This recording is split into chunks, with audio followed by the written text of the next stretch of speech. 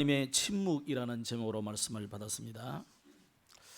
우리는 때로는 하나님은 멀리 계시는 것 같고 또 하나님은 숨어서 이런 곤란한 일에는 나타나지 않으신 것 같은 그런 착각을 할 때가 있습니다. 또 하나님은 나의 고통을 전혀 돌아보지 아니하시는 것보다 이런 우리가 착각을 할 때도 많이 있죠. 그러나 하나님은 침묵하시는 하나님이 아니고 숨어 계시는 하나님이 아니고 하나님은 안 계시는 것이 아니고 하나님은 분명히 하나님의 자녀들을 지금도 주목하고 계시다. 그래서 하나님은 자기의 사자들을 동원해서 하나님의 자녀들을 보호하고 인도하고 또 가르치고 또 생각나게 하시고 이렇게 우리를 인도하시는 하나님이십니다.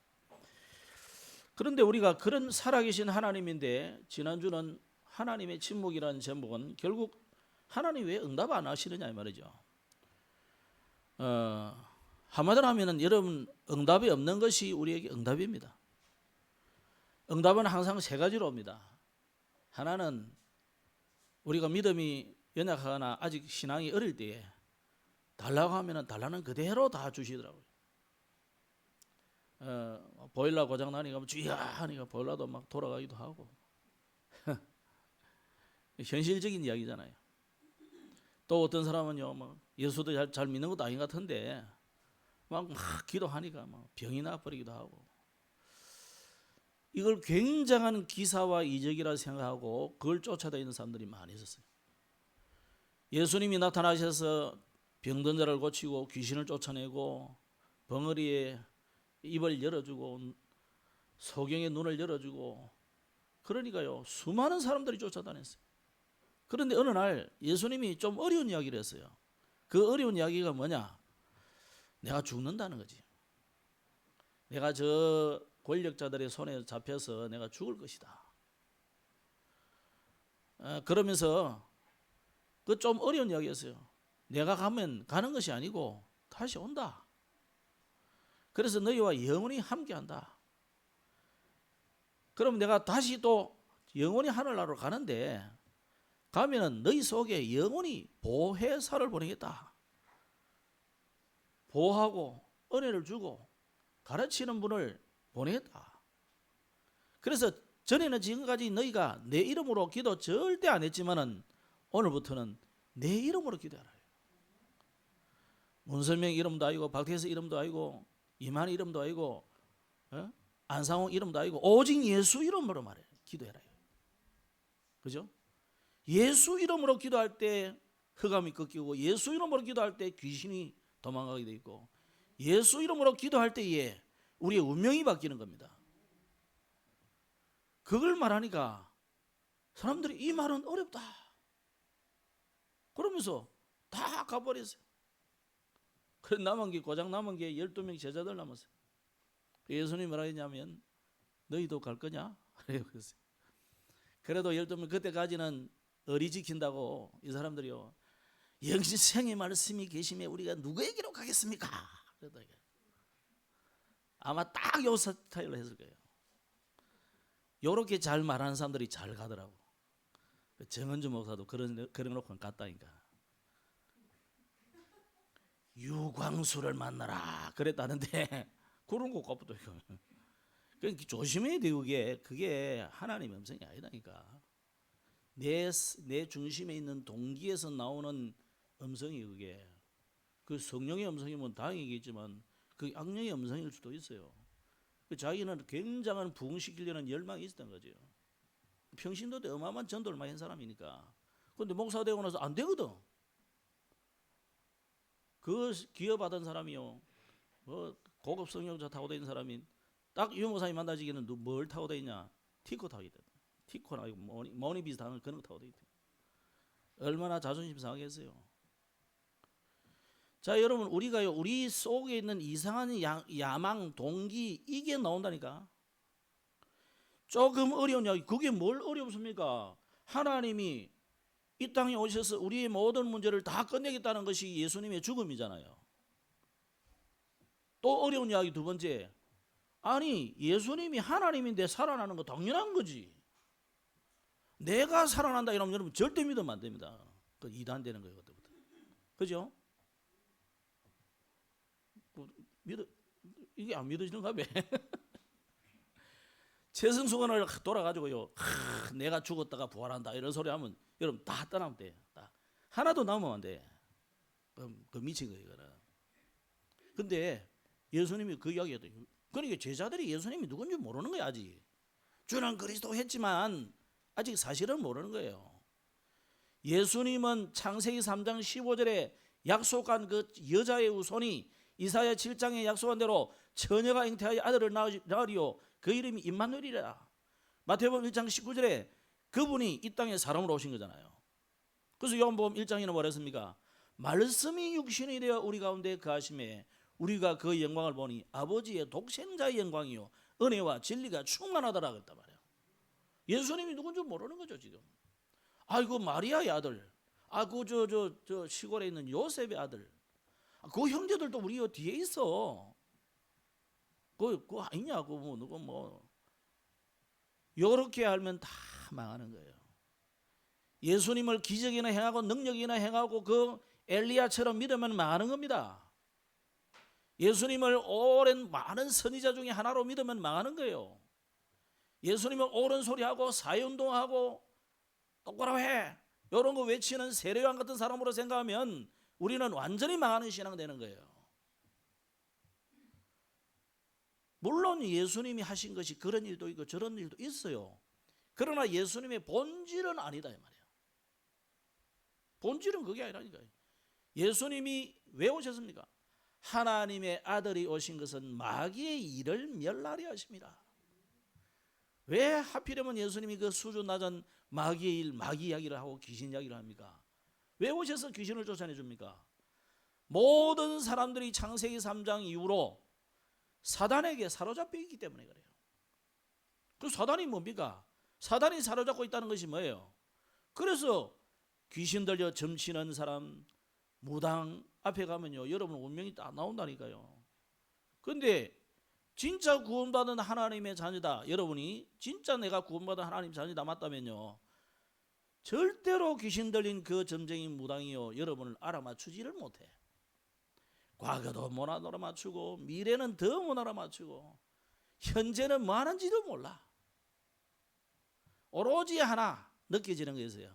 아, 이 양반이 내보다 큰 신을 가졌구나. 어떤 사람은 당신 이마에 십자가 있다 이런 말도 하기는 해요.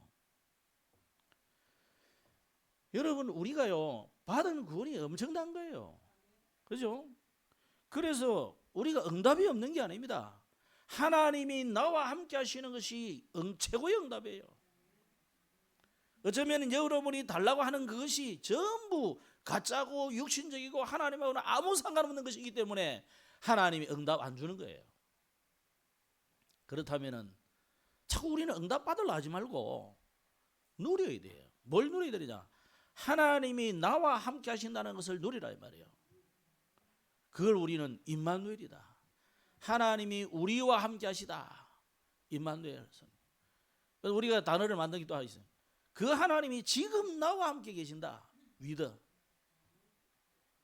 그런데 오늘 다윗이 시편 11편을 이 시를 지었는데 이 다윗이 지금 굉장히 고난당하는 중에 지은 시잖아요.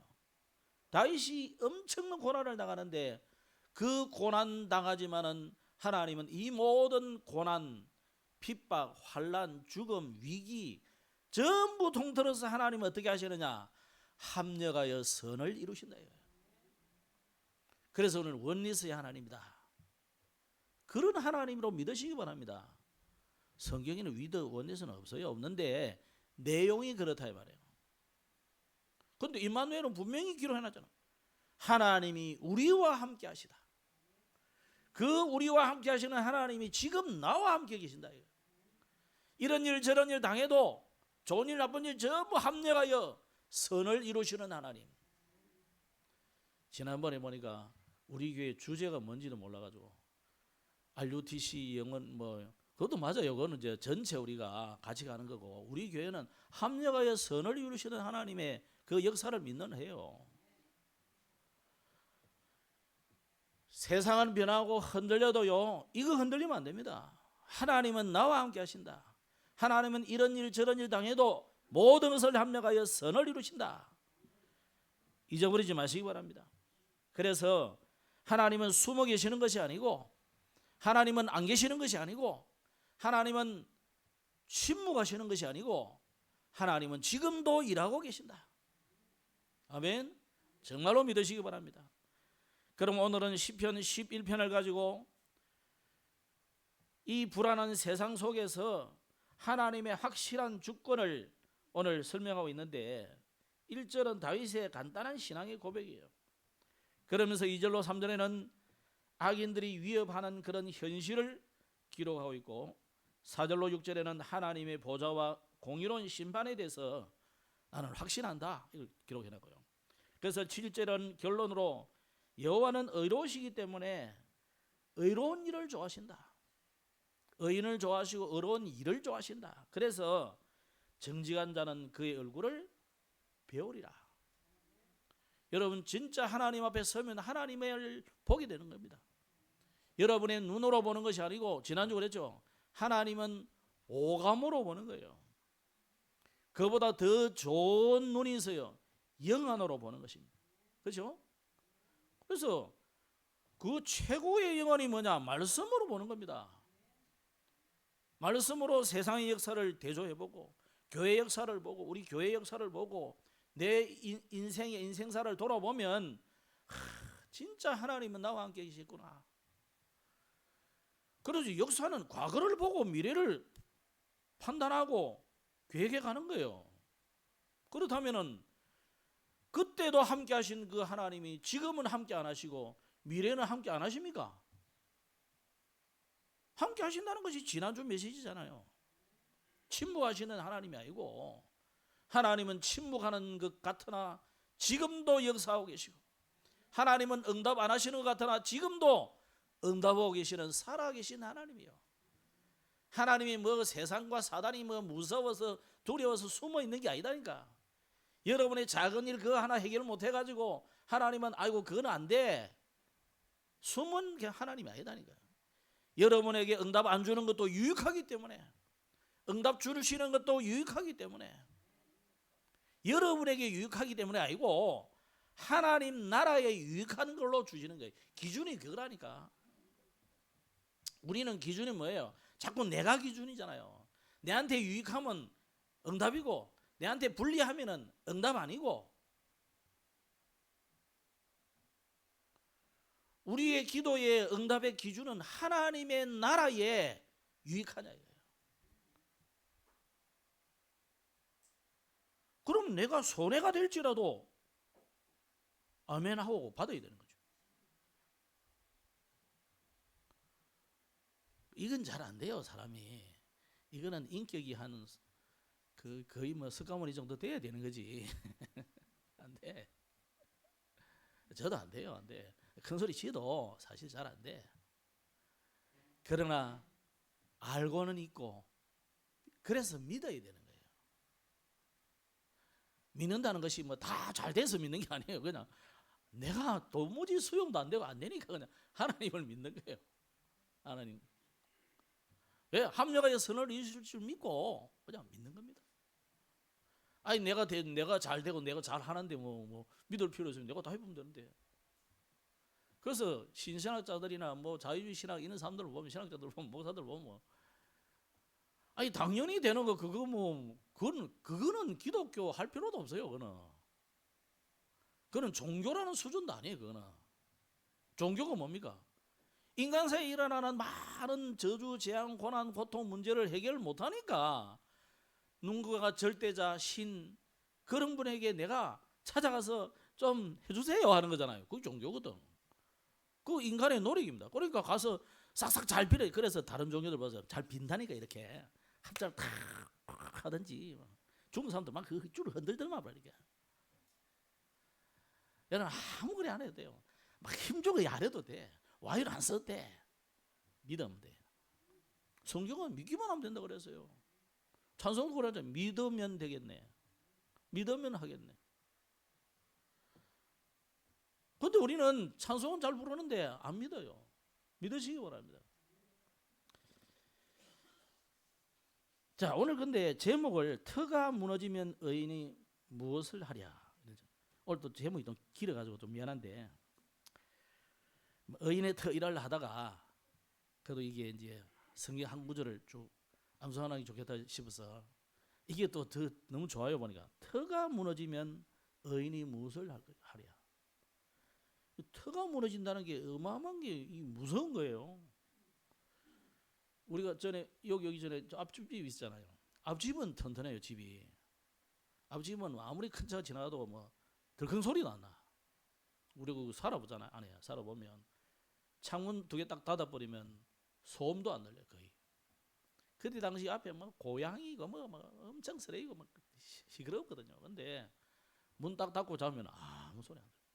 근데 이 집은 제가 한 번씩 여기 잘 때가 가끔인데 와 시끄럽습니다. 차 지나가면 지나가는데 차 진동이 그대로 느껴져. 그 나서 무슨 탱크 같은 거 지나가고 싶어서 쳐다보면 한 4.5톤밖에 안 되는 트럭이에요. 트럭 저기 그 컵 공장이 지나가는 트럭이 지나가면 드르르 한다리 빗방울 떨어지면 아래 철판이 뜨뜻하다 간판이 떨어져 시끄럽죠. 그 제가 이 집 이사 올 때 난 이 집 안 간다 했어요. 하나님이 또 희한하게 갈 데가 없어. 그래가지고 왜 제가 여기 안 올라갔냐? 내가 이 집 지을 때 쳐다봤거든요. 주인이 40몇 명이야. 그래가지고 그러니까 한 명 대표가 이제 아이고 뭐 업자한테 던지 준 거예요. 얼마 주니까 또 정사능이라는 사람이 또 사람이 좋거든요. 이 사람들이 뭐 대충 이렇게 지나서 여러분 지진 나면 빨리 도망가야 돼요. 여기 조심해야 돼 이 집은. 바로 무너져요. 또 보니까 창문도 호스로 해놔가지고 뭐 유리는 2개 안 하는데 이게 얼마나 추운지. 내가 짓는 걸 봤기 때문에 안 온다 했단 말이에요. 뭐 이야기입니까? 이게 터거든 터. 3층을 지으려면 3층에 맞는 기초가 돼 있어야 돼요. 나는 일본 사람 미나 일본 가다는데 걱정이 많이 됩니다. 하영이도 일본 가 있지. 또 미나 오빠도 민기 가 있지. 이 3명이나 일본 간다는데 야 우리 뭐 기도 많이 하라고 하는 것 같아요. 그 일본 저 사람들은요 막 그냥 흔들려 막. 우리가 보통 진도 3이나 뭐 그것도 못 듣는데 놀래가 뭐 뛰나고 이러는데 저는 막 6 해도 막 아무 소리 안 하고 떡떡 안 하고 이런 흔들려고 그래도 막 잘 살더라고. 보니까 이상한 사람들이에요. 보니까 워낙 뭐 흔들어 사서 그런지 트위스트로 생각하는지 몰라도 여러분 이게 터입니다. 터. 그래도 우리 조상들이 자리는 잘 잡았어. 좀 뭐 서산물이 별로 없어서 그렇지 그죠? 그래도 금수강산이잖아요. 감사해야 된다. 자, 여러분 오늘 터가 무너진다는 것은 어마어마한 거예요. 이게 여러분 오늘 시편 11편 우리가 석 지나갈 저도 사실은 시편 11편 뭐 처음에 몇 번 읽으면서 이걸로 뭘 하나님이 말씀하시는가 걱정이 많이 됐어요. 그래서 제가 읽으면서 야 터가 무너진다. 다 무너지는 거잖아요. 근본, 기본, 기초 이걸 말하거든요. 그래서 오늘 첫 번째로 생각할 것이 의인의 터입니다. 의인이라 할 때는요 간혹 막 지하철에 사람 죽어가는 거 같다가 끄집내가지고 자기는 죽고 의인인데 그런 의인 말고 성경이 말하는 의인은 그거 아니에요. 저와 여러분은 어려운 사람이 아니다니까. 원래 창세기 3장에 보면 오늘 본문에도 그러나서요. 우리는 하나님 보시기에 죄인이라니까. 다 죄인인데 하나님이 저와 여러분이 하나님이 보내신 그리스도를 믿는 순간 의롭다고 인정하신 거예요. 본래는 죄인이라. 근데 하나님의 은혜가 어느 정도냐? 하나님이 여러분의 죄를 기억도 안 한다는 말이에요. 아멘? 안 믿어집니까? 안 믿어지면 여러분 그럼 여러분도 지옥 가야 돼. 왜? 하나님은 기억 안 하는데 여러분 자꾸 기억난다 해가지고 나 갈라요 이러면 지옥 가는 거예요, 그죠? 물론 그러다 가는 건 아닌데 확신 가지세요. 사단이 자꾸 건드리 그러면. 여러분 우리는 죄인인데 모든 사람이 죄를 범했다. 오늘 본문에도 그러나서요. 모든 사람이 죄를 범했는데 하나님 떠난 자체가 죄예요. 아니 내가 무슨 죄를 짓습니까? 그래가지고 보통 설교를 가만히 들어보면 목사님들도 대부분 이런 거 저런 거 잘못한 거. 성경은 그 말하는 게 아니라니까. 하나님 떠난 자체가 죄예요. 아담 하와가 마귀의 말을 듣고 하나님 떠난 자체가 죄라니까. 선악과를 똑 따먹다 이게 죄가 아니고 따먹고 하나님을 떠난 거예요. 따먹었다는 자체가 뭡니까? 하나님에 대한 불신앙이라니까. 그리고 불순종이라니까. 그 모두가 원죄입니다. 그걸 원죄라 그래요. 그럼 내가 무슨 그건 아담 하와가 지었지 무슨 내가 원죄를 지었나요? 그렇죠. 그 아담처럼 나도 하나님 떠났잖아요. 하나님 모른 척 했잖아요. 하나님 없다 했잖아요. 하나님을 불신앙했잖아요. 그래서 우리는 원죄를 다 가지고 있는 거예요. 대표 아담부터 시작한 모든 원죄가 지금 내려오는 거예요. 그래서 의롭다고 나는 의인이다. 나는 죄 없어요. 내가 무슨 죄를 지었습니까? 저 사람은 법 없이도 살 사람이에요. 그 사람이 더 큰 죄인이에요. 그런 사람일수록 자기 의가 엄청 많아. 그 누가 막 죄지고 이러면 에이 그 인간 큰 소리는 안 해도 속으로 딱 판단 다 해버립니다. 지가 판사 땅땅땅 사형 10년 사형 10년 아니고 사형 10년 50년 다 한다니까. 저 인간은 한 1000년쯤. 그럼 주님 뭐라고 했어요? 니는 이러면 저겠어요. 우리는 영원 지옥감이에요. 영원한 지옥감. 그런 우리를 하나님이 그리스도를 보내가지고 십자가에 매달아 죽이심으로 다 끝냈다니까. 예수님이 헛소리하는 게 아닙니다. 다 이루었다는 말이 헛소리가 아니에요. 너무 아파가지고 다 이루었다 하는 게 아니라니까. 예수님이 오신 목적, 하나님의 아들이 오신 것은 마귀의 일을 멸하라 하심이라. 내가 곧 길이요 진리요 생명이니 나로 말미암지 않고는 아버지께로 올 자가 없느니라. 하나님을 만나는 길을 여신 예수 그리스도, 마귀의 일을 멸하신 예수 그리스도, 대속 제물로 우리의 모든 죄를 대속하신 예수 그리스도. 하필이면 구약에는요 이 세 가지 직분자를 계속 강조하고 있어요. 선지자, 제사장, 왕. 이 세 직분자를 하나하나를 그리스도라고 안 한단 말이에요. 이 세 직분자 모두를 합하여 그리스도라는 거예요. 왜? 그리스도란 말 자체가 기름 부음 받은 자입니까? 왕에게도 기름을 부어서 대관식을 해가지고 왕으로 삼고, 제사장도 제사장으로 임직할 때에 기름을 부어줍니다. 선지자도 평소에 그냥 보통 사람이었는데 갑자기 하나님의 영이 임해가지고 선지자로 세워질 때는 기름을 부어준다니까. 그래서 그 기름은 어떤 인간의 기름, 그걸 의미하는 게 아니고 성령의 기름 부음을 말해요. 하나님의 성령이 그 사람에게 역사함으로 하나님의 일을 감당한다 말이에요. 그래서 그 모형을 그대로 실체로 보여준 것이 뭡니까? 세례요한이 그잖아요. 예수님 오시니까 보라 세상들을 지고 가는 하나님의 어린 양이로다 그러잖아요.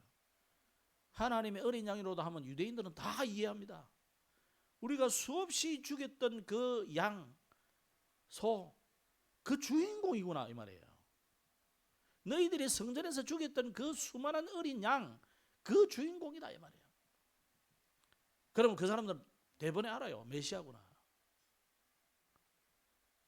그 메시아이신 예수님이 오셔가지고 세례요한에게 세례를 받으시는데 세례는 왜 받습니까?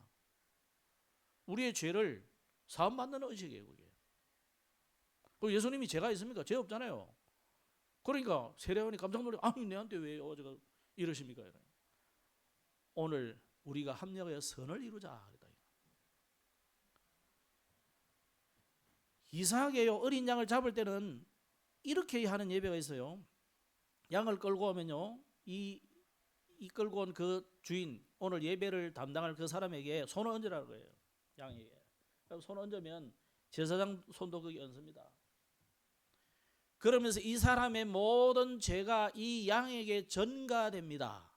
전가시켜 주옵소서. 그렇게 제사를 드린 데가 있다. 예배를. 여러분과 저의 모든 온 인류의 죄가 그리스도이신 예수님께 완전히 전가된 줄로 믿으시기 바랍니다. 그래서 성전에는 항상 대속제물이다. 대속제물. 속제물이라. 여러분의 모든 죄를 대속해서 죽으시다. 그래서 우리는 예수님을 믿음으로 구원받고 하나님의 자녀되어 있지만은 또 죄를 짓습니까? 안 짓습니까? 또 수없이 죄를 지어. 이스라엘이 출애굽한 이후에 광야에서 또 죄를 짓듯이 불신앙하고 하나님을 대항하고 딱 우리 모습이에요. 뭐 이스라엘 욕할 거 없어요. 우리는 뭐 아론을 구슬러 가지고 뭐 우상숭배 안 하는 것처럼 보입니까? 여러분 집안에 다 황금 송아지 다 몇 개씩 만들어 놨을 거예요.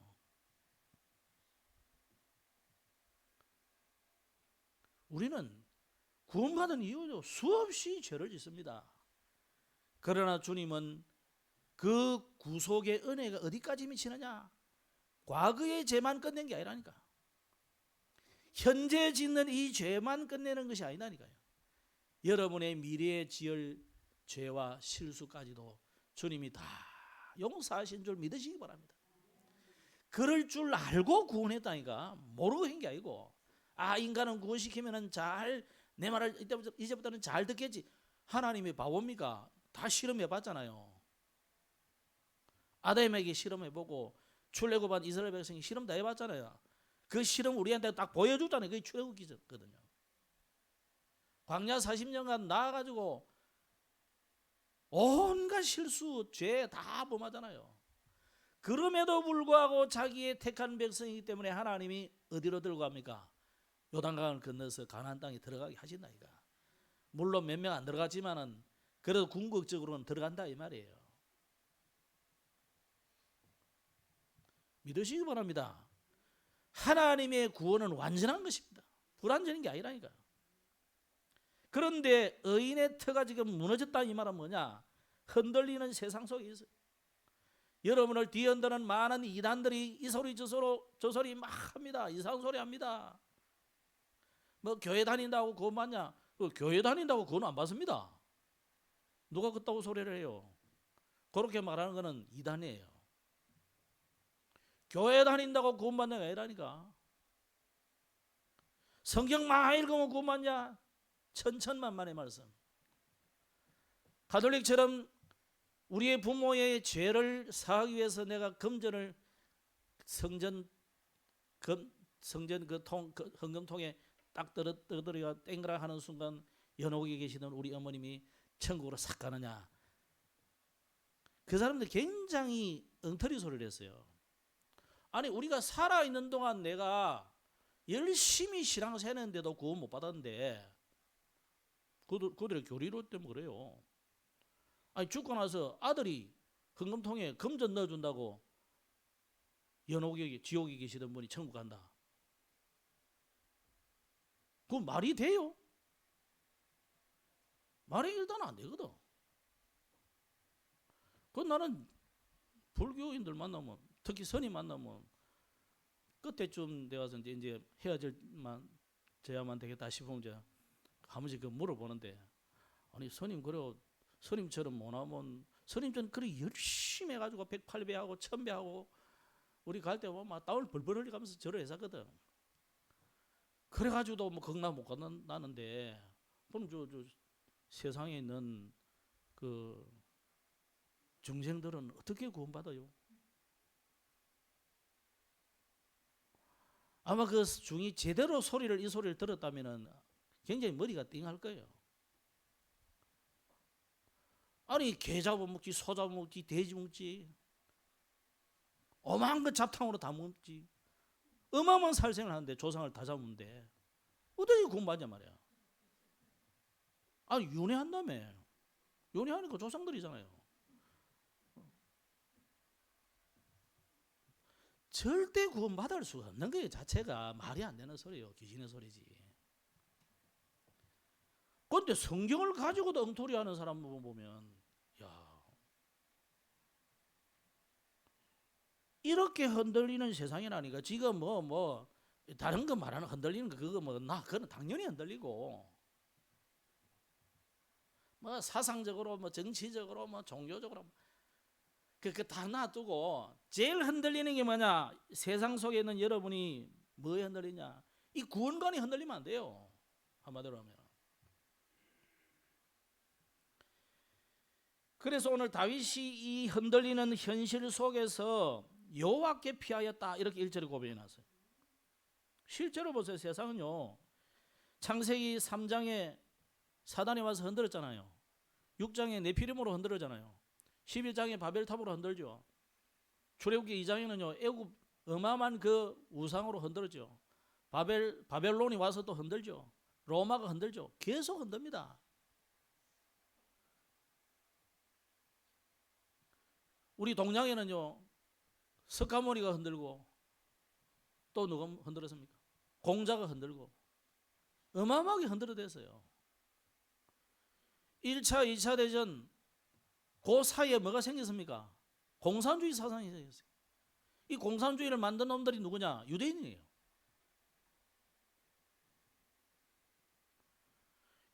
이 유대인들이요 아주 완전히 사단의 회가 돼가지고 하나님 없는 사상을 어마어마하게 만들어내고 있어요. 나는 어릴 때 뭣도 모르고 유대인은 우리 편인 줄 알았어. 성경을 하도 많이 읽어가지고 보니까 유대인은 우리 편. 자세히 읽어보니까 이 유대인들이 어마어마하게 하나님을 늘 긁어 넘어지고 못 믿게 만들고. 그래서 유대인들에게 제대로 복음 전하고 유대인들이 예수 믿고 하나님께 돌아오면요, 그럼 진짜 세상 끝나는 거예요. 지금 요즘 뭐 어떤 목사님 유대 나라 가지고 복음 전하고 보니까 가만히 보니까 진짜 유대인은 별로 없고 러시아에서 돌아온 사람들 뭐 이런 사람들 그런 사람들이 좀 믿고 그러더라고. 그걸 보고 하여튼 뭐 예수 믿는 사람들 그런 예수 믿는 사람 있으면 또 막 핍박해요. 우리 전에 성지순례 갔을 때도 보면 저 기독교인 집인데 보니까 창문이 막 깨지고 이러더라고. 저기 왜 저런 줄 압니까? 이러더라고. 모르죠. 뭐 저랬어요. 우리 워낙 테러가 많아서 테러인 줄 아는데 그 테러가 아니고 유대인들이 예수 믿는 집이라고 돌을 던져가 저렇다는 거야. 여러분 흔들리는 세상 속에서 여러분은 흔들리지 마시고 오늘 다윗은 뭐라 했냐? 여호와께 내가 피하였다 그랬어요. 그런데 사람들은 어떻게 조언을 합니까? 아니 어떻게 네가 산으로 도망가고 저 큰 성으로 도망가야 네가 살지 어떻게 하나님께 도망을 가냐? 그렇게 조언을 했단 말이에요. 지금 이게 2절 3절은. 그러나 여러분 우리는요 사람들의 조언을 무시해야 돼요. 왜? 사람들의 조언은 현실적으로는 맞을 수도 있어요. 현실적으로 맞잖아요. 아니 높은 산에 가 도피해가지고 있어야 그래 잡으러 공격해오는데 좀 더 천천히 막을 수 있지. 또 성으로 도피해야 되지. 빈들에 있으면 죽잖아요. 요거는 영적인 세계를 몰라서 하는 세상 사람들의 조언이에요. 전쟁은 누구에게서 시작된 겁니까? 전쟁이 왜 생깁니까? 뭐 저끼리 웃자다가 1차 세계대전 나올 때 뭐 총 빵 사가지고 그래가 막 그때부터 촉발했다는데 그거 아니에요. 2차 대전은 왜 생기냐? 뭐 독일이 나쁘다 어디가 나쁘다 그거 아니라니까요. 르네상스 이후에 인간들이 이제는 하나님 그런 소리 하지 마라. 이제는 하나님 필요 없어. 인간 우리 이야기 좀 하자. 인간 냄새 좀 내자 이거예요. 거기 꼭 뭐가 섭니까? 창세기 11장 비슷하잖아요. 그런데 어느 날요 세계 대제전 그것도 2번이나 연달아서. 지금도 이스라엘의 전쟁, 러시아의 전쟁, 왜 전쟁이 일어납니까? 결국 하나님 없는 신앙인들이 불신앙인들이 일으키는 전쟁이에요. 그래서 오늘 우리는 믿음의 선택을 해야 됩니다. 오늘 시편 11편은 계속 뭐 이야기하느냐? 하나님께 피해야 된다 이거예요. 하나님만이 우리의 피난처요, 하나님만이 우리의 도피성이다 이거예요. 그러면서 우리는 그 차원을 넘어서서 보좌의 하나님을 바라보라. 그 이야기 계속하고 있는 것입니다. 그 사람들이 왜 흔들리냐? 왜 교회도 안 오고 교회를 옮기고 자시고 하느냐? 터가 무너졌기 때문에 그런 거예요. 무슨 터냐? 이 구원의 어마어마한 비밀 그리스도 언약을 놓쳐버리면요, 그리 되는 겁니다. 결국 인간은 이 구원의 복음을 놓쳐버리면 창세기 3장으로 또 돌아가요. 내가 하나님처럼, 내가 기분 나쁘면 다 싫은 거예요. 내가 유익이 안 되면 다 막 교회고 뭐고 막 없는 거예요. 여러분 주의하셔야 돼요. 그래서 일반적으로 볼 때는 틀을 사회적으로 좀 하지만 아무 상관없어요. 여러분 신앙에서 흔들리면 다 흔들리게 돼 있어요. 혹 신앙이 흔들리는데 사업이 잘 된다? 그것처럼 위험한 것이 없어요. 보좌의 하나님만이 우리의 영원한 가장 안전한 피난처다. 왜냐? 하나님은 초월하시는 하나님이고, 그 하나님은 지금도 내 안에, 내 속에, 우리 가운데 임재하시는 분이기 때문에, 그래서 하나님의 초월성을 인정하셔야 돼요. 그 하나님이 멀리 계시는 것이거나 없거나 안 보이시는 것이 아니고 지금도 나와 함께 내 속에 성령으로 계신다 말이에요.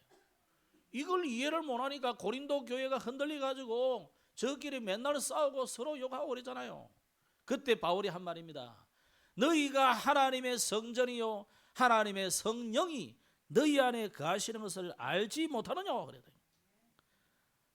왜 못하느냐 그랬습니까? 좀 깨달아라 이놈들아, 그런 말이잖아요. 그러면 하나님은 지금도 의인과 악인을 시험하고 또 악인을 심판하십니다. 그렇기 때문에 의인은 뭔 소망을 가져야 됩니까? 우리는 언젠가는 하나님의 얼굴을 배울 날이 있다 말이에요. 영원한 하나님의 나라 가서도 배웠지만은 날마다 우리는 하나님을 만나야 돼요. 수시로 하나님을 만나야 돼요. 그래서 매일, 매시, 매사 하나님을 만나시기 바랍니다. 어떻게 만나느냐? 하나님께 질문하면 돼요. 꼭 얼굴을 봐야 만나는 겁니까? 기도하면, 말씀을 암송하고 기도하고, 그래 하나님 만나는 거예요. 그래서 마치 여러분 옆에 안에 계시는 것처럼 하나님께 질문하시면 돼요. 하나님, 이 일은 어떻게 하면 좋겠습니까? 질문하시면 돼요. 그러면 하나님이 여러분에게 음성으로 들려주고 그런 수도 있겠지만 그건 좀 위험해요. 왜? 흉내 잘 내는 마귀가요, 흉내 너무너무 잘 냅니다. 제가 그래서 신비주의 하는 사람들, 실패하는 사람들 많이 봤어요. 우리 어머니가 하도 답답하니까 워낙 신비주의 한 데를 많이 끌고 다니니까 제가 막내니까 놀 데가 없어가지고 내 엄마 치마처럼 잡고 다니니, 어릴 때부터. 그래서 내가 보니까 그런 사람들 중에 신비주의 하다가 폭망한 사람들 많아요. 여러분 그런 거 하지 말고 강단의 말씀을 잘 들으시면 답이 나와요. 그 말씀을 듣고, 요즘 좋은 시대 아닙니까? 카톡으로도 받아가지고 들어보고 문서로도 받아보시고 유튜브로도 올려놨어. 하루에 한 2-3번씩 들어보시라니까. 또 제 목소리가 좋은 건 아니지만은, 또 설교를 잘하는 사람도 아니지만은, 우리는 하나님의 말씀을 들어야 살게 돼 있어요. 우리 성도는요, 하나님의 말씀을 먹고 사는 존재예요. 하나님의 말씀 놓치면, 강단의 메시지 놓치면 다 놓치는 거예요.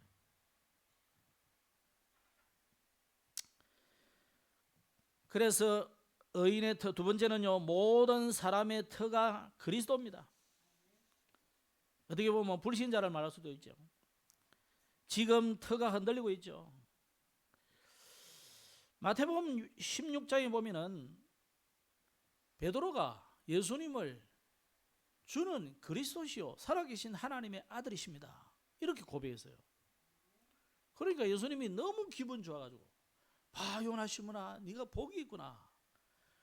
이것을 알게 하신 분은 네가 아니고 너 부모가 아니고 하늘에 계신 아버지가 알게 했구나.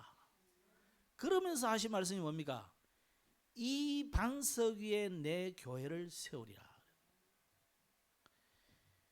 이 반석이라는 말은 베드로가 고백한 이 믿음, 신앙의 고백, 무슨 고백이었습니까? 예수님을 그리스도라고 고백했단 말이에요. 바울도 다니면서 예수는 그리스도라고 밝히 증거했단 말이에요. 그 믿음 위에 세워지는 교회. 그러니까 이 믿음이 바로 터예요. 올바른 틀은 예수님만이 그리스도다. 여기 올바른 터라니까. 다른 분은 없다 했기 때문에 베드로가 사도행전 4장 12절에 천하 인간 중에 구원을 받은 이름을 우리에게 주신 적이 없다고 그러잖아요. 이 베드로의 고백처럼 그냥 예수 그리스도가 아니고 오직 예수 그리스도예요. 그냥 복음이 아니고 오직 복음. 이거 안 되면 세상 나가면 흔들리게 다 무너지게 돼 있어요. 그래서 오늘 이 터는 뭐냐? 예수가 그리스도라는 이 어마어마한 복음입니다. 복음 위에 세워져야 돼요. 복음 위에 여러분의 인생을 세워가야 돼요. 그 복음 위에 여러분의 후대들의 렘넌트들의 그 인생을 차근차근 세워가야 돼요.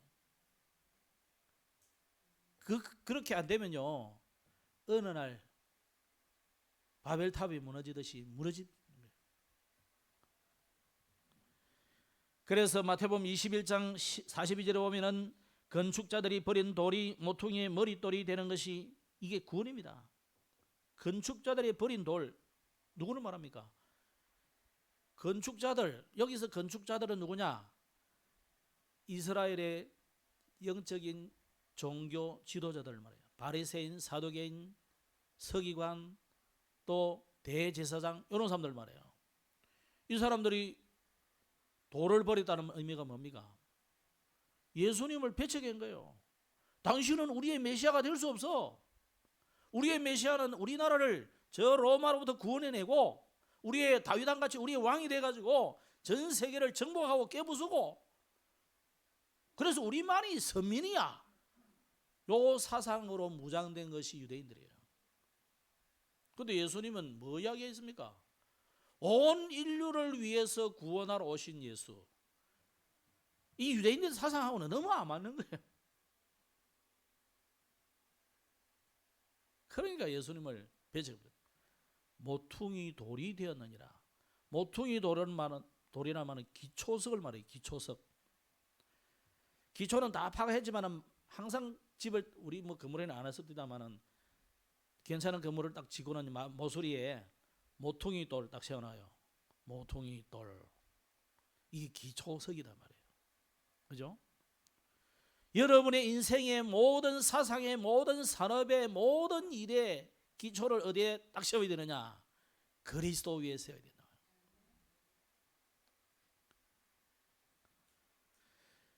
에베소서 2장에 보면 이런 말씀이 나와요. 너희는 사도들과 선지자들의 터 위에 세우심을 입은 자다. 사도들과 선지자들의 터 위에 세웠다. 사도들은 누굴 말합니까? 신약의 주의 종들을 말하죠. 베드로를 위시한 바울 같은 이런 사도들. 오늘 말하자면 이제 주의 종 목사를 말하겠죠. 선지자는 뭡니까? 구약의 대표들입니다. 엘리야를 비롯한 이런 선지자들이 대부분이죠. 그럼 한마디로 하면 구약과 신약의 결론이 뭡니까? 하나님의 말씀이잖아요. 말씀의 결론은 뭡니까? 예수거든요. 구약의 말씀, 신약의 말씀, 그 말씀의 핵심인 그리스도 그 기초 위에 너희들이 세워졌다 이거예요. 에베소 교회를 향해서 그 말인 거예요. 우리는 다른 것 위에 세우면 안 됩니다. 다른 것 위에 세우면 어떻게 됩니까? 비가 오고 창수가 내리고 그러면요 어느 날 무너지기 심하게 되는 거예요. 그래서 우리의 집을 어디에 세워야 됩니까? 반석 위에 세워야 된다. 그리스도 위에 세워야 된다. 나라를 어디에 세워야 되느냐? 이 반석 대신 그리스도 위에 세워야 되는 거예요. 세계사의 유례 없이 하나님이 우리 대한민국을 이렇게 70년 만에 대부흥을 줬는데 이유가 있어요. 대한민국을 시작할 때 이승만 대통령이 목사님을 불러다가, 국회의원인데 불러다가 대표기도를 시키고, 아니 국회를 열면서 그랬다니까. 국회. 이제 대통령을 뽑기 위한 회의를 열면서 제일 첫 시간에 목사님 나오셔서 대표기도 하십시오. 우리나라 국가를 제정할 때요, 하나님이, 요즘은 하느님 하지만 어쨌거나 하나님이 보호하사 우리나라 만세. 제가 모르기는 몰라도 세계 여러 나라의 국가의 노래들을 들어봐도 이런 가사는 없는 것 같아요. 나라를 세울 때 이렇게 세운 나라는 없는 것 같아요. 하나님 이 나라를 반드시 보호하고 인도하시고 세계보험할 나라로 세울 줄로 믿습니다. 그래서 우리는 모든 것을 기초를 어디에 세워야 되느냐? 그리스도. 그래서 성경 전체는 그리스도에 대한 메시지가 주제이기 때문에 그래요. 그래서 우리는 성도는 이 그리스도 메시아의 주제를 가지고 기도도 그걸 가지고 기도해야 돼요. 그래서 언약적 기도해야 돼요. 복음적인 기도를 해야 돼요. 맨날 내 거 달라는 이렇게 기도하지 말고, 그거는요 모든 종교다. 모든 종교인들 만나서요 예수 믿으라 하면 싫어해도 기도해 주겠다 하면 싫어할 사람 별로 없어요. 왜 그러냐? 다 기도하니까. 다 응답받고 싶어 하니까. 근데 여러분은 그런 기도하면 안 됩니다. 하나님은 우리에게 뭘 기도하라 그러냐? 하나님이 나와 함께 하심을 누리는 기도해라 이거예요. 그리고 정말 사람을 살리는 기도, 이거 해라 한다니까요. 그래서 시편 120편 1절에 보면 내가 환난 중에 여호와께 부르짖었더니 내게 응답하셔도다. 여러분이 환난이 왔습니까? 오늘 다윗처럼 고난이 왔습니까? 문제가 왔습니까? 문제 이거 해결해 달라고 기도하지 마시고 이것을 통해서 하나님이 무엇을 원하시는지 기도해라 이거예요. 그래서 이 병을 고쳐주십시오. 우리 자식 땡땡 대학에 가게 해주십시오. 그런 소리 하지 말고, 서울대학 나와가지고 실패하는 사람 많아요. 지방대학 나와도 성공하는 사람도 많이 있습니다. 그러면 기준이 서울대가 기준이 아니고 지방대가 기준이 아니잖아요. 하나님이 이 아들과 함께 하느냐 안 하느냐, 이게 기준이다 이 말이에요. 뭐 서울대학이 나쁘고 지방대학이 좋다 그런 말이 아니잖아요. 그죠? 진짜 하나님이 그와 함께 하시는 비밀을 가지고 어디든지 가야 성공하는 거예요. 우리의 후대들이 이 비밀을 가지도록 기도해야 되는 거지. 어느 대학에 붙고 어느 직장에 갔고 대기업에 가고 사업 잘 되고 그게 기준이 아니다. 그래서 언약 놓치고 터가 무너진 이스라엘 7번이나 대재앙이 왔습니다. 그 비참함은 이루 말할 수가 없어요.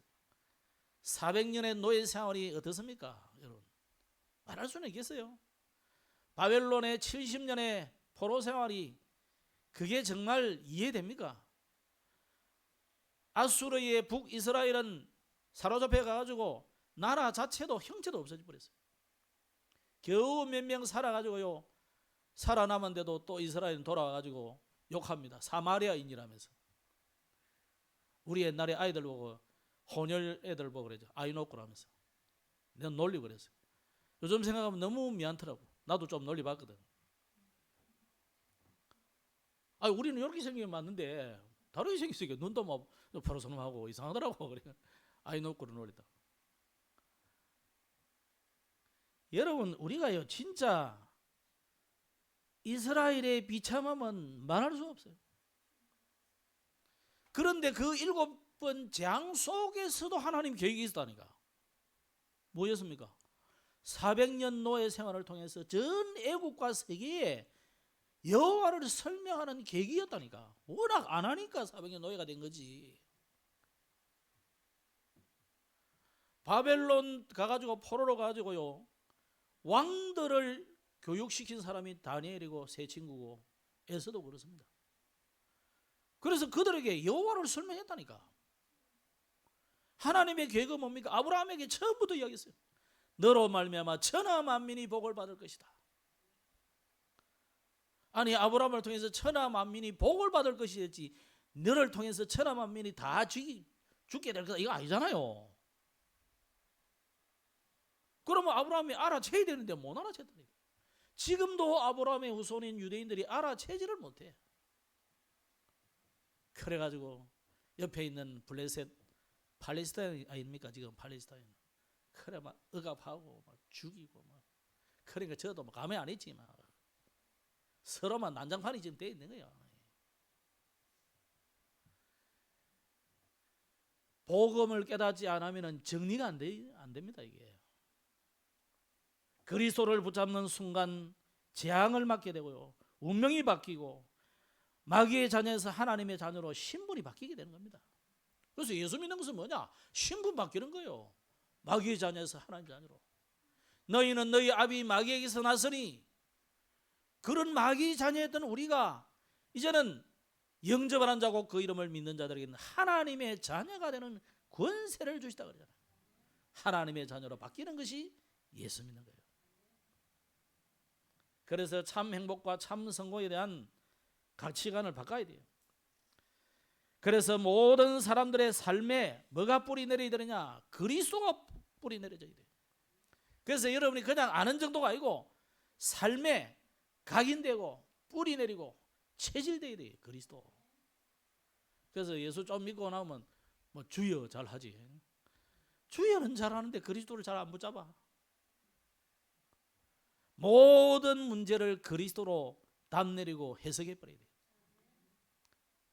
그죠? 내가 실패했다, 그리스도로 답 내리고 그걸로 해석을 해야 돼요. 내가 성공했다, 그리스도로 답을 내리고 해석을 해야 돼요. 그래서 어떤 사람은 했잖아요. 옛날에 책도 냈는데 자기가 그리스도를 알고 보니까 너무너무 좋아.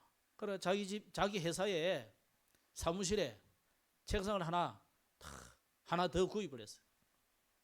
그래가지고 그 자기가 앉던 그 자리에는 대표이사, CEO, 사장님, 하나님이 적어놨어요. 자기는 부사장이 저 밑에 적어놔, 옆에 앉아있고. 뭐 그럴 할 필요는 없지만은 그 정도로 여러분 실체화 하셔야 돼요. 그게 각인 뿌리 체질 아닙니까? 그래서 여러분 세상에 살다 보면 얼마나 다른 길로 가라고 욕을 많습니까? 오늘 다윗에게 유혹한 것처럼, 아니 그게 말이 되냐? 어려움 왔으면 산으로 도망가고 저 성으로 도망가야지. 다윗은 말합니까? 아니야, 오직 여호와만 나의 피난처다. 믿으시기 바랍니다. 이 말씀을 알아들으면 반드시 업의 유일성의 응답을 올 겁니다. 그래서 그리스도 안에서 발견되는 것, 뭘 발견해야 되겠습니까? 그리스도가 최고의 방법이에요. 하나님의 방법인 그리스도. 아멘. 여러분 자꾸 복 받고 싶어 하잖아요. 최고의 축복이 뭐냐? 그리스도가 최고의 축복이에요. 최고의 응답이 뭐냐? 그리스도 안에 있는 것이 최고의 축복이에요. 그리스도 밖에 있는 것이 최고의 저주입니다. 그리스도 밖에서 성공했다, 최고의 저주가 시작된 거예요. 그리스도 밖에서 내가 너무너무 위대한 발명을 했다, 그것으로 인해서 엄청난 제약이 되는 거예요. 여러분 휴대폰 들고 있잖아요. 스마트폰. 그거 만든 사람이요, 그 귀신 감동받아가지고 만들어낸 거예요. 잘 이용하는 하나님 자녀는 훌륭하게 쓰지만 이것 때문에 수많은 사람이 병들고 죽어가고 있어요. 말씀 읽겠습니다. 우리는 전도자들입니다. 누가 뭐래도 전도자예요. 여러분 우리 교회 오셨다. 나는 전도할 그 불신자 말로 운명이구나 이렇게 생각했어요. 이걸 안 하려고 발버둥 치면 고생 많이 할 겁니다. 좀 유대인이 고생 당하는 것처럼. 불신자 말로 여러분은 전도자 팔자예요. 팔자가 전도자예요. 나는 전도하기 위해서 태어난 운명을 가져놨다 이 생각하면 돼요. 그걸 자꾸 안 하려고 하면요, 바울에게 다윗이 뭐라 했습니까? 네가 뒷발질 하기가 참 고생이겠구나. 요즘 아담날로 개고생하지 마라 이거예요.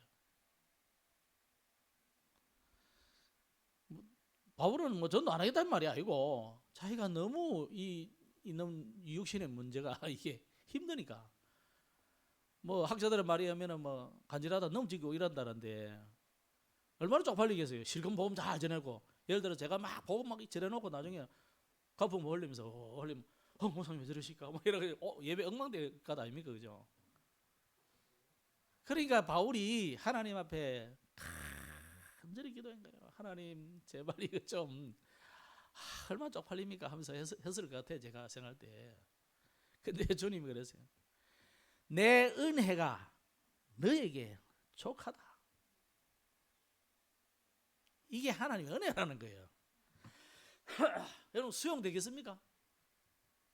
찬송 잘 부르지. 내 은혜가 네게 족하네. 그 은혜가 족하네.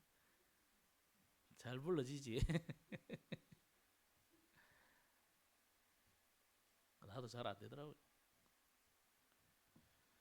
안 되면 막 힘들고 막 어렵고 막 욕도 나오려고 하고 막. 그런데 오늘 주님은 뭐라고 했습니까? 우리를 하나님이 전도자로 불렀다. 그래서 우리는 어디에 틀을 다 갖춰야 되나? 의인의 터. 의인의 터는 오직 그리스도입니다. 요 위에 딱 세워가지고 모든 문제, 근본 문제를 전부 그리스도로 해결하는 영적 서밋이 되기를 바랍니다. 여기에서 참 성공을 하시기 바랍니다. 우리가 세상 서밋은 못해도요, 그들을 살리고 그들에게 답을 주는 영적 서밋이 되기를 축복합니다. 그래서 오늘 전체 내용이 뭐겠습니까? 어떤 일에도 흔들리지 않는 믿음을 가지라, 다윗이. 그죠?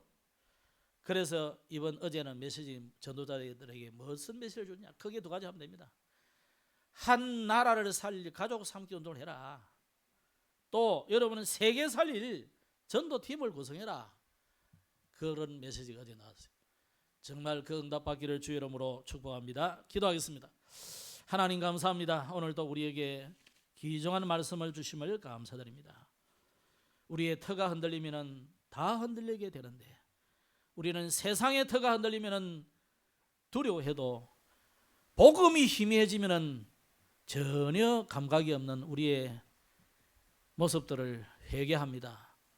오직 복음, 오직 전도, 오직 생명운동에 우리의 생을 드리는 전도자들로 서게 하옵소서. 예수님 이름으로 기도드렸습니다. 아멘.